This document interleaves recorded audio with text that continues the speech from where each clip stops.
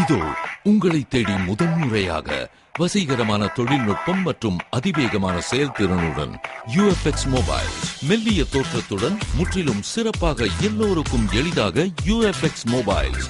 உங்கள் நவீன தலைமுறைக்கான mobile UFX mobiles. Make your move. For the very first time coming your way is an irresistible combination of speed, style and technology. UFX mobiles, exceptionally sleek, totally advanced, and now the phone that everyone can afford to touch. Your next generation mobile.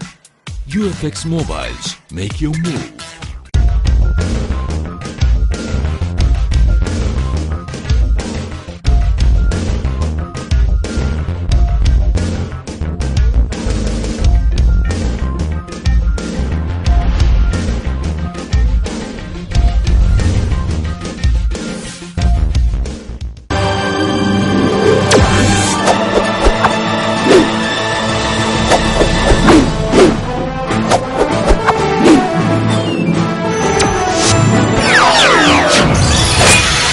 நீங்கள் பார்த்துக் கொண்டிருப்பது AJK டிவியின் புதுவை மாலை.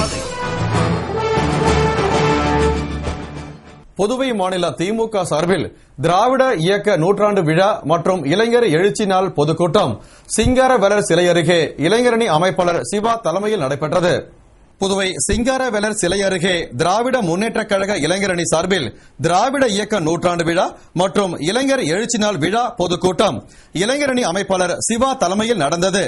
இளைஞரணி துணை அமைப்பாளர் Alexander, லோக கணேசன், தொகுதி இளைஞரணி அமைப்பாளர் ஈசாக், மாணவரணி மணிமாறன், வேல்முருகன், கதிர், மதனா, மாநில பிரதிநிதிகள் வரவேற்று பேசிய விழாவில் தலைமை செயற்குழு உறுப்பினர் திருநாவுக்கரசு, அவைத்தலைவர் சுப்புராயன், முன்னாள் சட்டமன்ற உறுப்பினர் வேதநாயகம், தலைமை பொதுக்குழு உறுப்பினர் தைரியநாதன், தொகுதி பொருளாளர் மாறன், துணை செயலாளர் ஆலவந்தார், வட்ட செயலாளர் சாஸ்திரி, குரு, வட்ட கழக செயலாளர்கள் பாபு, தர்மன், இருதயராஜ் ஆகியோர் முன்னிலையில் கழக வெளியீட்டு செயலாளர் திருச்சி செல்வேந்திரன், முன்னாள் முதல்வரும் மாநில அமைப்பாளருமான ஜானகிராமன், கொள்கை விளக்க துணை செயலாளர் நெல்லிக்குப்பம் புகழேந்தி, மாநில துணை அமைப்பாளர் SP சிவகுமார், பொருளாளர் அனிபால் கென்னடி, முன்னாள் சட்டமன்ற உறுப்பினர்கள் ராஜாராமன், MAS சுப்பிரமணியன், சோமசுந்தரம், தங்கவேலு, சட்டமன்ற உறுப்பினர் நந்தா சரவணன், முன்னாள் நகரமன்ற துணைத் தலைவர் ஜான்குமார், தலைமை மகளிரணி பிரச்சார செயலாளர் நளினி சாரங்கன் ஆகியோர் சிறப்புரையாற்றினார்கள்.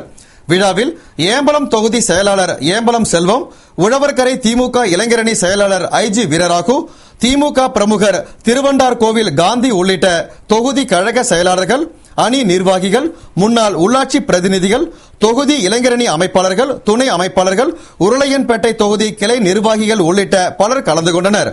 நிறைவில் முன்னாள் கவுன்சிலர் சக்திவேல் நன்றி கூறினார். புதுவையில் கல்வி தரத்தை உயர்த்த மாதிரி பள்ளிகளை நிறுவ திட்டமிட்டுள்ளதாக கற்றல் கற்பித்தல் பொருட்கள் கண்காட்சி நிறைவு விழாவில் பள்ளி கல்வி இயக்குநர் தெரிவித்தார். புதுவை அரசின் பள்ளி கல்வித்துறை 2ஆம் வட்ட அளவிலான கற்றல் கற்பித்தல் பொருட்கள் கண்காட்சி இந்திரா நகர் அரசு துவக்க பள்ளியில் நடந்தது. அதற்கான நிறைவு விழா சட்டமன்ற உறுப்பினர் தமிழ்ச்செல்வன் தலைமையில் நடந்தது. பள்ளி துணை ஆய்வாளர் ஹேமாவதி வரவேற்று பேசிய விழாவில் அலுவலர் பார்த்தசாரதி, கல்வியாளர் ஆயிஷா வாழ்த்தி பேசின. சிறப்பு விருந்தினராக கல்வி அமைச்சர் தியாகராஜன் கலந்து கொண்டு சிறந்த படைப்புகளை அமைத்த ஆசிரியர்களுக்கு பரிசுகள் வழங்கி பேசும்போது புதுவையும் கேரளாவும் 100% தேர்ச்சி பெற்ற மாநிலமாகவும் இடைநிற்றல் இல்லாத அளவிற்கு திட்டங்களை செயல்படுத்தி வருவதாகவும் பேசினார். தொடர்ந்து பள்ளி கல்வி இயக்குநர் வல்லவன் பேசுகையில் மற்ற மாநிலங்களை விட கல்வி வசதி நலத்திட்டங்கள் வழங்குவதில் புதுவை நம்பர் 1 இருப்பதாகவும், மதிப்பெண்கள் மட்டுமே மாணவனின் தகுதியை நிர்ணயிப்பது இல்லை என்றும், டெல்லியில் கல்வியின் தரத்தை உயர்த்தும் வகையில் அங்குள்ள மாதிரி பள்ளிகள் திகழ்கின்றன என்றும், அதுபோன்று புதுவையிலும் 10 மாதிரி பள்ளிகளை நிறுவ திட்டமிட்டுள்ளதாகவும் பேசினார். நிறைவில் முருங்கப்பாக்கம் துவக்க அரசு பள்ளி தலைமை ஆசிரியை சந்திரா நன்றி கூறினார். இதில் 100க்கும் மேற்பட்ட ஆசிரியர்கள் கலந்து கொண்டனர். புதுவையில் வாரிய தலைவர்களாக பதவியேற்றுக் கொண்டவர்களை அவர்களது இருக்கையில் அமர வைத்து முதல்வர் ரங்கசாமி வாழ்த்து தெரிவித்தார். புதுவையில் புதியதாக 4 பேரை வாரிய தலைவர்களாக நியமித்து பதவிகளை முதல்வர் ரங்கசாமி வழங்கினார். வாரிய தலைவராக நியமிக்கப்பட்டவர்கள் பதவியேற்றுக் கொண்டனர். அதன்படி குரும்பாப்பேட் வேளாண் அறிவியல் மையத்தில் வேளாண் அறிவியல் மைய தலைவராக சுரேஷ் முதல்வர் ரங்கசாமி முன்னிலையில் பதவியேற்றுக் கொண்டார். பதவியேற்பு விழாவில் சிறப்பு விருந்தினராக முதல்வர் ரங்கசாமி கலந்து கொண்டு வாரிய தலைவர் சுரேஷை அவரது இருக்கையில் அமர செய்து தமது வாழ்த்தினை தெரிவித்தார். முதல்வருக்கு வாரிய தலைவர் சுரேஷ் பொன்னாடை அணிவித்து கௌரவித்து ஆசி பெற்றார். அதேபோன்று வீட்டு வசதி வாரியத்தில் வீட்டு வசதி வாரிய தலைவராக முன்னாள் கவுன்சிலர் மதி என்கிற வெங்கடேசன் பதவி ஏற்றுக்கொண்டார். பதவி ஏற்றுக்கொண்ட அவரை முதல்வர் ரங்கசாமி இருக்கையில் அமர வைத்து வாழ்த்து தெரிவித்தார். முதல்வருக்கு மதி பொன்னாடை அணிவித்து கௌரவித்து ஆசி பெற்றார். அதேபோன்று சுதேசி மற்றும் பாரதி மில் தலைவராக முன்னாள் கவுன்சிலர் பாஸ்கரன் முதலியார்பேட்டை சுதேசி பாரதி மில்லில் முதல்வர் ரங்கசாமி முன்னிலையில் பதவி ஏற்றுக்கொண்டார். அவரை முதல்வர் ரங்கசாமி இருக்கையில் அமர செய்து வாழ்த்து தெரிவித்தார். இவ்விழாவில் சபாநாயகர் சபாபதி, அமைச்சர்கள் ராஜவேலு, பன்னீர்செல்வம், தியாகராஜன், துணை சபாநாயகர் டிபிஆர் செல்வம், அரசு கொறடா நேரு, முதல்வரின் பாராளுமன்ற செயலர் வைத்தியநாதன், பிப்டிக் தலைவர் அங்காளன், குடிசை மாற்று வாரிய தலைவர் கார்த்திகேயன், பாப்ஸ்கோ தலைவர் தமிழ்ச்செல்வன், சட்டமன்ற உறுப்பினர்கள் அசோக் ஆனந்த், என்ஆர் காங்கிரஸ் பொதுச் செயலாளர் பாலன் உள்ளிட்ட என்ஆர் காங்கிரஸ் பிரமுகர்கள் பலர் கலந்து கொண்டனர். புயலால் பாதிக்கப்பட்டவர்களுக்கு நிவாரணம் வழங்காவிட்டால் பலகட்ட போராட்டங்கள் நடத்தப்படும் என்று திராவிட முன்னேற்ற கழக பொதுக்கூட்டத்தில் இளைஞரணி அமைப்பாளர் சிவா பேசினார். புதுவை சிங்காரவேலர் சிலை அருகே நடந்த திராவிட முன்னேற்ற கழக நூற்றாண்டு விழா மற்றும் இளைஞர் எழுச்சி நாள் விழாவில் திமுக இளைஞரணி அமைப்பாளர் சிவா பேசுகையில், தானே புயலால் பாதிக்கப்பட்ட மக்களுக்கு முறையான கணக்கெடுப்பு செய்து உரிய நிவாரணம் வழங்காவிட்டால் திமுக சார்பில் பல போராட்டங்கள் நடத்தப்படும் என்றும், புதுவையில் இயங்காத ஏஎப்டி, சுதேசி, பாரதி ஆகிய பஞ்சாலைகளுக்கு சேர்மன் நியமனம் செய்தது எதற்கு என்று கேள்வி எழுப்பிய அவர், மேலும் ஆலைகளை உடனடியாக சீரமைத்து இளைஞர்களுக்கு வேலை வாய்ப்பை அளித்து மில் தொழிலாளிகளுக்கு சம்பளம் வழங்க நடவடிக்கை எடுக்க வேண்டும். 5000 பேரை பணி நீக்கம் செய்த அரசுக்கு கண்டனம் தெரிவித்த அவர், அவர்களை மீண்டும் பணியில் அமர்த்த வேண்டும் என்று வலியுறுத்தி பேசினார். அந்த மக்கள் மூலம் புயல் அப்படியே நேரடியாக அனுபவிச்சது. ஊருக்கு சேர்ந்து அட்டையெல்லாம் பிச்சு போய் சித்திரவதைப்பட்டது. அவங்களுக்கு ஊருக்கு 10,000 கொடுக்கல. ஆனா எந்த ஊரு எல்லாம் டீசெண்டா இருக்கிற பெரிய லெவல்ல பணக்காரங்க வச்சுக்கிற பாதிப்புலாம் போகுது எல்லாத்துக்கும் நீ 10,000 நீ கண்ணாக்கணுமா அங்க ஒரு ஆள் கூட கொடுக்கல. உழைச்சால பாதிக்கப்பட்ட போகிற மக்களுக்கு யாருக்குமே தரல. அப்படி கொடுக்கப்பட்டதான் 3000 10,000 உண்மையா கூட இருக்க விட்டு கொடுத்துடணும். அது கொடுக்கல. நீ மாநிலம் முழுக்க கொடுக்கணும் கிடைக்கும் ஏமாற்றி மக்கள் போட்டுருக்காங்க. இந்த நீங்க பாதிக்கப்பட்ட மக்களோட லிஸ்ட நாங்க கொடுத்துருக்கோம். இது கிடைக்கலன்னா எதிர்காலத்தில் திராவிட முன்னேற்ற கழகம் மக்கள் பிரச்சனைக்காக கடுமையான போராட்டங்களை நடத்தும். இதற்காக சிறைச்சாலை இளைஞர்கள் தயாராக என்று சொல்லி புதுவை அரசு காசநோய் தடுப்பு திட்டம் மற்றும் ஓவியர் மன்றம் சார்பில் இதய ஆண்டவர் உயர்நிலைப் பள்ளியில் காசநோய் விழிப்புணர்வு ஓவிய போட்டியை அமைச்சர் தியாகராஜன் துவக்கி வைத்தார். புதுவை மக்களிடம் காசநோய் பற்றிய விழிப்புணர்வை ஏற்படுத்தும் வண்ணம் அரசு காசநோய் தடுப்பு திட்டம் மற்றும் புதுவை மாநில ஓவியர் மன்றம் சார்பில் இதய ஆண்டவர் உயர்நிலைப் பள்ளியில் காசநோய் விழிப்புணர்வு ஓவிய போட்டி நடந்தது. விழாவில் சிறப்பு விருந்தினராக மின்துறை அமைச்சர் தியாகராஜன் கலந்து கொண்டு ஓவியம் வரைவதற்கான காகிதங்களை கொடுத்து போட்டியை துவக்கி வைத்தார். தொடர்ந்து நலவழித்துறை இயக்குநர் டாக்டர் KV ராமன் நோக்க உரையாற்றிட காசநோய் கட்டுப்பாட்டு அதிகாரி டாக்டர் கோவிந்தராஜன் போட்டியில் வெற்றி பெற்றவர்களுக்கு சான்றிதழ்களை வழங்கினார். பின்னர் தமிழ்ச்சங்க தலைவர் முத்து வாழ்த்துரை வழங்கிய விழாவின் நிறைவில் ஓவியர் மன்ற தலைவர் இபேர் நன்றி கூறினார்.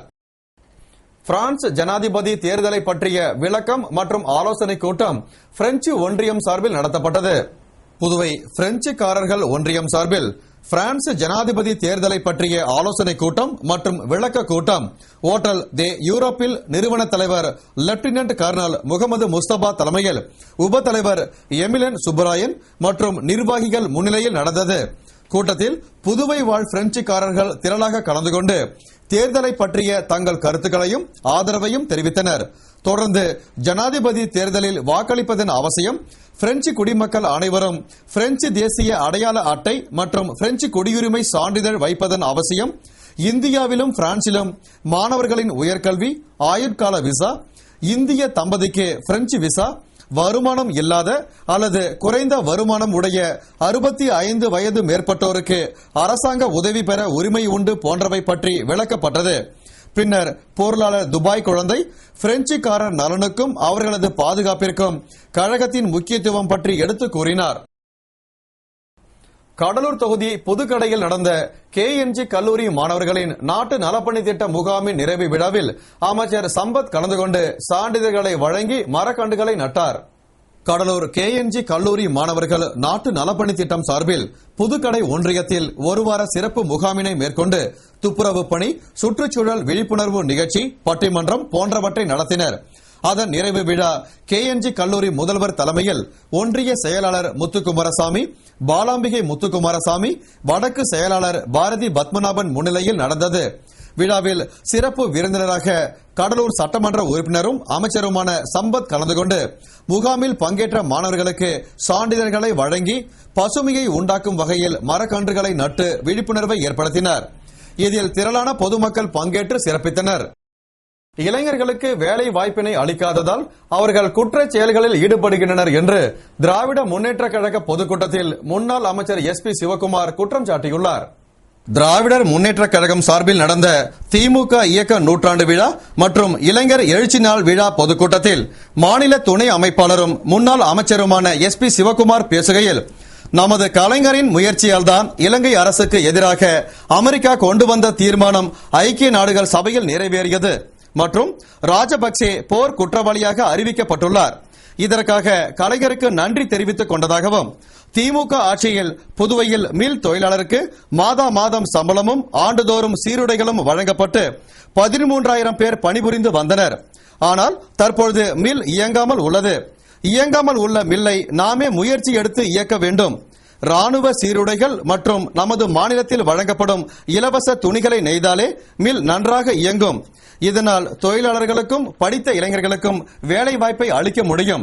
வேலை வாய்ப்பு இல்லாததால் தான் பல குற்றச் சம்பவங்களில் இளைஞர்கள் ஈடுபடுகின்றனர் என்றும், முதல்வர் தட்டாஞ்சாவடி தொகுதியை மட்டும் புதுவையாக பார்க்காமல் 30 தொகுதிகளையும் தட்டாஞ்சாவடியாக பார்க்க வேண்டும் என்றும், சென்டாக் மூலம் மருத்துவம் பயில 4 லட்சம் வழங்கப்படும் என்று அறிவித்தால் மட்டும் போதாது, அதனை உரிய காலத்தில் மாணவர்கள் பயனடையும் வகையில் கொடுக்க வேண்டும் என்றும், சட்டம் ஒழுங்கு சீர்கெட்டு மீனவர்களுக்கு நிவாரணத் தொகை வழங்காமல் பாதிக்கப்பட்டு புதுவையில் எந்த துறையும் சரிவர இயங்கவில்லை என்று குற்றஞ்சாட்டி கூறினார். 4 லட்சம் ரூபாய் மெடிக்கல் காலேஜ் கொடுக்குறேன்றாங்க. பிள்ளைங்க போய் நீங்க சேருங்க, உங்களுக்கு 4 லட்சம் ரூபாய்ன்றாங்க. அவன் போன உடனே என்ன கேட்கறான், ஆப்பா ரைட் வா, சிஎம் 4 லட்சம் ரூபாய் கொடுத்துருவாரு, நீ இப்ப முதல்ல கொடுப்பான்ற. டீ கடைக்காரர் எப்படி கொடுப்பாரு 4 லட்சம் ரூபாய்? இல்ல ஒரு பிடபிள்யூ வேலை செய்யற கடைநிலை ஊழியர் எப்படி கொடுப்பாரு? இன்னும் மீதி சாதாரண நிலைமையில் இருக்கக்கூடிய எப்படி நீ பின்னாடி கொடுக்குற ரைட்டு. அந்த பிள்ளை இப்ப நான் சேர்க்க முடியாது. நல்லா படிச்சு 98% வாங்கி 99% வாங்கி அந்த பிள்ளை படிக்க முடியாம போகுது. முதலமைச்சரும் கொடுக்கிறாரு, இந்த பிள்ளையும் போறதுக்கு ரெடி, ஆனா காலேஜில் சேர்த்துக்க மாட்டாருன்னா இது ஒவ்வொரு வருஷமும் சொல்றோம். புதுவை ஜிப்மர் மருத்துவமனையில் பிரசவத்திற்கு அனுமதிக்கப்பட்ட வங்கி ஊழியரின் மனைவியும் குழந்தையும் இறந்ததால் உறவினர்கள் மருத்துவமனையை முற்றுகையிட்டு போராட்டத்தில் ஈடுபட்டனர். புதுவை தட்டாஞ்சாவடியை சேர்ந்த வங்கி ஊழியர் சாம்பசிவம் என்பவரின் மனைவி தேவி என்பவர் 2வது பிரசவத்திற்காக ஜிப்மர் மருத்துவமனையில் அனுமதிக்கப்பட்டார். அப்போது மருத்துவர்கள் பிரச்சனை ஏதும் இல்லை, சுகப்பிரசவம் நடக்கும் என்று கூறியுள்ளனர். ஆனால் பிரசவத்தின் போது தாயும் குழந்தையும் இறந்து விட்டனர். இதனால் அதிர்ச்சியடைந்த உறவினர்கள் மருத்துவமனையின் கவனக்குறைவே இருவரின் மரணத்திற்கு காரணம் என்றும், சாம்பசிவத்தின் தாய் குணசுந்தரி அதே மருத்துவமனையில் துணை கண்காணிப்பாளராக பணியாற்றி வந்தும் தன்னை வார்டுக்குள் மருத்துவர்கள் அனுமதிக்கவில்லை என கூறியும் தேவியின் உறவினர்கள் மருத்துவமனையை முற்றுகையிட்டு போராட்டம் செய்தனர். இதுகுறித்து தகவல் அறிந்த கோரிமேடு போலீசார் சம்பவ இடத்திற்கு விரைந்து வந்து வழக்கு பதிவு செய்து விசாரணை மேற்கொண்டனர். அவர்களிடம் உறவினர்கள் அரசு பொது மருத்துவமனையில் வீடியோ பதிவு முறையில் பிரேத பரிசோதனை நடத்த வேண்டும் என்று கோரிக்கை விடுத்துள்ளனர். புதுவை திருபுவனை தென்கலை வரதராஜ பெருமாள் கோவிலின் சுற்று பிரகாரத்தில் அமைக்கப்பட்ட மின் விளக்குகளை மக்களின் பயன்பாட்டிற்காக பிப்டிக் தலைவர் அங்காளன் இயக்கி வைத்தார். புதுவை திருபுவனை தொகுதியில் உள்ள தென்கலை வரதராஜ பெருமாள் கோவிலில் பக்தர்களின் நலன் கருதி 1.5 லட்சம் ரூபாய் மதிப்பீட்டில் சுற்றுப்பிரகாரம் முழுவதும் மின் விளக்குகள் அமைக்கப்பட்டு அதனை பயன்பாட்டிற்கு இயக்கும் நிகழ்ச்சி நடைபெற்றது. இதனை முன்னிட்டு கோவிலில் நடந்த சிறப்பு பூஜையில் தொகுதியின் சட்டமன்ற உறுப்பினரும் பிப்டிக் தலைவருமான அங்காளன் கலந்து கொண்டு சுவாமி தரிசனம் செய்து மின் விளக்குகளை பக்தர்களின் பயன்பாட்டிற்காக இயக்கி வைத்தார். விழாவில் அறங்காவல் குழுவினர், ஊர் முக்கிய பிரமுகர்கள், என்ஆர் காங்கிரஸ் பிரமுகர்கள் மற்றும் ஊர் பொதுமக்கள் பலர் கலந்து கொண்டனர். புதுவை வில்லியனூர் கொம்யூன் கல்மேடுபேட் முத்துமாரியம்மன் கோவில் கும்பாபிஷேக விழாவில் அமைச்சர் ராஜபேர கலந்து கொண்டு சுவாமி தரிசனம் செய்தார். புதுவை மாநில வில்லியனூர் கொம்யூன் கல்மேடுபேட்டில் எழுந்தருளியுள்ள அருள்மிகு முத்துமாரியம்மன் கோவில் கும்பாபிஷேக விழா சிறப்புடன் நடந்தது. இதனை முன்னிட்டு கணபதி ஹோமம், கோபூஜை, லட்சுமி பூஜை, கலச பூஜை, யாகசாலை ஹோமம் நடத்தப்பட்டு யாத்திரதானம், கடம் புறப்பாடு, நாடி சந்தான பூஜைகளுடன் ராஜகோபுரம், மகா மண்டபம், 5.5 அடி உயர அம்மன் சிலைக்கு கும்பாபிஷேகமும் தொடர்ந்து அபிஷேகமும் சிறப்பு பூஜைகளும் நடந்தது. விழாவில் அமைச்சர் ராஜவேலு, குடிசை மாற்று வாரிய தலைவர் கார்த்திகேயன் மற்றும் ஊர் பிரமுகர்கள் பலர் கலந்து கொண்டனர். மற்றும் கல்மேடுபேட்டை சுற்றியுள்ள பகுதிகளில் இருந்து ஏராளமான பக்தர்கள் கலந்து கொண்டு சுவாமி தரிசனம் செய்தனர். பங்கேற்ற அனைவருக்கும் கோவில் நிர்வாகம் சார்பில் அன்னதானம் வழங்கப்பட்டது. விழாவிற்கான ஏற்பாடுகளை அறங்காவல் குழுவினர், விழா குழுவினர், இளைஞர்கள் மற்றும் கிராமவாசிகள் செய்திருந்தனர். அதிகாரிகளின் அனுமதியின்றி மரங்களை வெட்டினால் சட்டப்படி நடவடிக்கை எடுக்கப்படும் என்று வனத்துறையினர் எச்சரித்துள்ளனர். இது தொடர்பாக வனம் மற்றும் வனவிலங்கு துறை வெளியிட்டுள்ள செய்திக்குறிப்பில், தானே புயலுக்கு பிறகு மரங்களின் பேரழிவால் பசுமையை இழந்த புதுவை மீண்டும் பசுமையை பெற்றிட அனைவரின் கூட்டு முயற்சி தேவைப்படும் நிலையில் குப்பைகள் மற்றும் விழுந்த கிளைகளை அகற்றுவதாக கூறி அரசு மற்றும் தனியார் நிலங்களில் உள்ள வளர்ந்து நிற்கும் பச்சை மரங்களை வெட்டி வரும் நிகழ்ச்சிகள் நடப்பதாக தகவல் வந்துள்ளது. இதுபோன்ற செயல்கள் இந்திய வனவள பாதுகாப்பு சட்டம் மற்றும் சுற்றுப்புற சூழல் பாதுகாப்பு சட்டங்களை மீறுவதாகும். இவ்வாறு சுற்றுச்சூழலை சீர்குலைக்கும் செயல்கள் சட்டப்படி குற்றம் என்பதால் அதிகாரிகள் அனுமதியின்றி எந்த காரணங்களுக்காகவும் உயிர் மரங்களை வெட்டுவதை தவிர்க்க வேண்டும் என்றும், இல்லை என்றால் இதுபோன்ற செயல்களில் ஈடுபடுவோர் மீதும் அக்குற்றத்திற்கு காரணமானவர்கள் மீதும் சட்டப்படி உச்சக்கட்ட நடவடிக்கை எடுக்கப்படும் என்றும், பொதுமக்கள் மற்றும் சமூக ஆர்வலர்கள் இதுபோன்ற செயல்கள் நடந்தால் வனத்துறைக்கு தெரிவித்து பசுமையை காக்க ஒத்துழைக்க வேண்டும் என்று குறிப்பிடப்பட்டிருந்தது. கடலூர் தொகுதி புதுக்கடையில் வேளாண்மை சேவை மையம் மற்றும் வேளாண்மை கூட்டுறவு கடன் சங்கம் சார்பில் விவசாய உபகரணங்களை விவசாயிகளின் பயன்பாட்டிற்கு அமைச்சர் சம்பத் ஒப்படைத்தார். புதுவையை அடுத்த கடலூர் தொகுதி புதுக்கடையில் வேளாண்மை கூட்டுறவு சங்கம் மற்றும் விவசாய சேவை மையம் சார்பில் விவசாயிகள் பயன்பாட்டிற்கு நாற்று நடும் இயந்திரம், ஏர் ஓட்டும் இயந்திரம் போன்ற உபகரணங்களை விவசாயிகளின் பயன்பாட்டிற்கு ஒப்படைக்கும் நிகழ்ச்சி நடைபெற்றது. இந்நிகழ்ச்சியில் ஊரக தொழில்துறை மற்றும் சத்துணவுத்துறை அமைச்சர் சம்பத் சிறப்பு விருந்தினராக கலந்து கொண்டு கடலூர் கலெக்டர் ராஜேந்திர ரத்னம், மாவட்ட கவுன்சிலர் அழகானந்தம், ஒன்றிய செயலாளர் முத்துக்குமாரசாமி ஆகியோர் முன்னிலையில் விவசாய உபகரணங்களை விவசாய கூட்டுறவு மையத்தில் ஒப்படைத்தார். விழாவில் அதிமுக நிர்வாகிகள், ஊர் முக்கிய பிரமுகர்கள், விவசாயிகள் மற்றும் பொதுமக்கள் திரளாக கலந்து கொண்டனர். கோரிக்கைகளை வலியுறுத்தி அனைத்திந்திய இளைஞர் பெருமன்றம் நெல்லித்தோப்பு கிளை சார்பில் கையெழுத்து இயக்கம் நடைபெற்றது. புதுவை நெல்லித்தோப்பில் பாதாள சாக்கடை பணி துவங்கி பல ஆண்டுகள் முடிந்தும் வீட்டின் இணைப்பு இதுநாள் வரை கொடுக்கப்படவில்லை என்றும், குண்டும் குழியுமாக உள்ள சபரிபடையாட்சி வீதி, அருள்படையாட்சி வீதி, மாதா கோயில் வீதி உள்ளிட்ட அனைத்து சாலைகளையும் சிமெண்ட் சாலையாக மாற்றிட வலியுறுத்தியும் அனைத்திந்திய பெருமன்றம் நெல்லித்தோப்பு கிளை சார்பில் கையெழுத்து இயக்கம் நடந்தது. இதில் பெருமன்ற உறுப்பினர்கள், நிர்வாகிகள், பொதுமக்கள் திரளாக கலந்து கொண்டு கையெழுத்திட்டு கோரிக்கைகளை வலியுறுத்தினர்.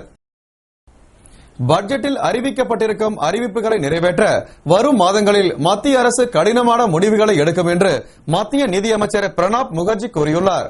இதுகுறித்து மத்திய நிதியமைச்சர் பிரணாப் முகர்ஜி கூறுகையில், மத்திய பட்ஜெட்டில் பல முக்கிய அறிவிப்புகளை அறிவித்திருப்பதால் அவற்றை நிறைவேற்ற வேண்டும் என்று நாட்டு மக்கள் ஆவலுடன் எதிர்பார்க்கும் நிலையில் சில துறைகளுக்கு வழங்கப்பட்டு வரும் மானியங்களை நிறுத்த அல்லது குறைக்க வேண்டிய நிலையில் இருப்பதாகவும், பல்வேறு பற்றாக்குறையை சரிகட்ட வேண்டிய நிலையில் இருப்பதாலும் வரும் மாதங்களில் மத்திய அரசு சில கடினமான முடிவுகளை எடுத்து அதை நிறைவேற்ற வேண்டிய நிலையில் உள்ளதாகவும், இது தவிர வேறு வழி ஏதுமில்லை என்ற அவர் தொடர்ந்து சர்வதேச அளவில் கச்சா எண்ணெய் விலை உயர்ந்து விட்டதால் பெட்ரோலிய பொருட்களின் விலை உயர அதிகபட்ச வாய்ப்பு உள்ளதாகவும், கடந்த 3 மாதங்களாக நாட்டின் பணவீக்கம் அதிகரித்து வருவதால் அதனை கட்டுப்படுத்த தீவிர நடவடிக்கை எடுத்து வருவதாகவும், அதன்படி வட்டி விகிதங்கள் குறைக்கப்பட வேண்டும், அப்போதுதான் தொழில் வளர்ச்சி அடையும் என்றும், அரசு எடுக்கும் நடவடிக்கைகளுக்கு தொழிலதிபர்களின் ஆதரவு முக்கியமானது என்று கூறினார்.